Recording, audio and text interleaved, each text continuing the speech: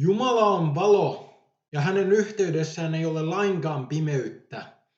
Jos sanomme, meillä on osallisuus hänen kanssaan ja kuitenkin vaellamme edelleen pimeydessä, me valehtelemme emmekä harjoita totuutta.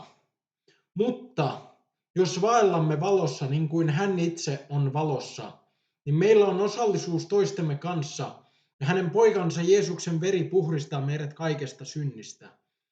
Jos sanomme, meillä ei ole syntiä, niin me eksytämme itseämme, eikä totuus ole meissä.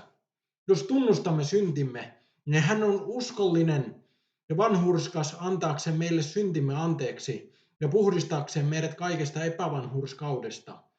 Jos sanomme, emme ole tehneet syntiä, niin me teemme hänet valehtelijaksi eikä hänen sanansa ole meissä.